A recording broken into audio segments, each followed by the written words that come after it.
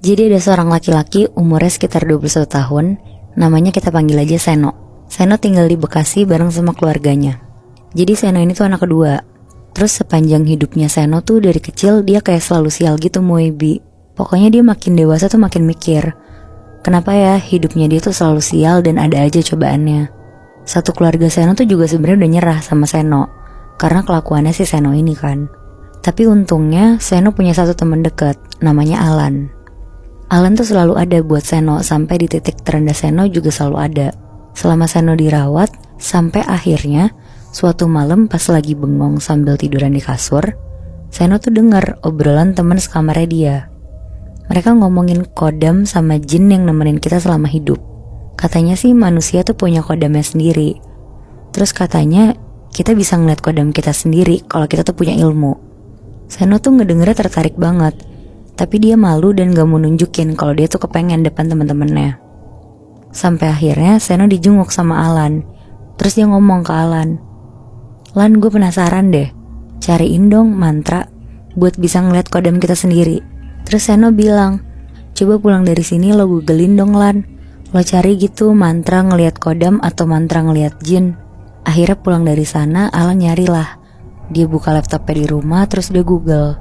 Tapi Alan gak langsung percaya juga kan. Akhirnya Alan ngulik lebih dalam lagi, dan dia nemuin file PDF yang isinya tuh kayak buku dan pembelajaran tentang dunia gaib. Besokannya Alan langsung pergilah nyamperin si Seno.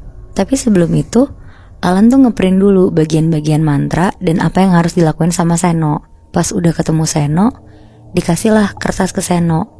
Dia bilang malam ini mau dia lakuin langsung. Dan Alan ternyata tuh lupa ngasih satu kertas, isinya tuh Seno harus puasa 1 hari dan gak boleh makan yang bernyawa pada hari Kamis. Niat puasanya juga beda dari yang biasanya. Pas Seno baca kertas mantra dia yang baru, dia tuh jadi makin yakin Moebi buat ngejalanin ritual ini. Sekitar jam 12 malam jalanlah Seno ke ruangan gudang itu. Sebelum dia masuk sana, dia udah wudhu dan udah mandi besar juga. Mulailah Seno sholat hajat 2 rakaat. Terus lanjut baca Hu Allah 21 kali sambil tahan nafas. Abis selesai baca itu, Seno merem, terus mulai baca mantranya lagi. Tiba-tiba Seno tuh ngerasa kayak ada kehadiran orang lain selain dia di depan dia persis. Di situ Seno mulai merinding, terus dia tuh refleks buka matanya. Pas Seno buka matanya, Seno tuh ngeliat di depan dia persis ada sosok gede banget hitam. Matanya merah, rambutnya panjang. Sosok itu tuh laki-laki. Sambil mangap terus liurnya tuh bercacaran sampai ke lantai. Sambil ngeliatin Seno, di situ Seno sebenarnya kaget banget. Tapi dia berusaha tetap santai sambil istighfar. Pas Seno udah mulai tenang, Seno berusaha komunikasi sama sosok ini. Dia bilang, "Saya Seno, saya panggil kamu kesini untuk bantu saya." Tapi sosok ini tuh diem aja.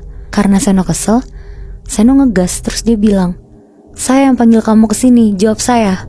Tiba-tiba sosok itu tuh berdiri, nyeret Seno, terus ngelempar Seno ke tembok. Seno berdiri berusaha buat ngelawan sosok ini, tapi ternyata sosok ini tuh lebih kuat dari Seno. Seno bener-bener dilempar badannya ke tembok sampai Seno tuh berdarah-darah. Dan akhirnya Seno tuh lari berusaha keluar dari ruangan itu. Dia masuk ke kamar mandi, ngunci dirinya dia.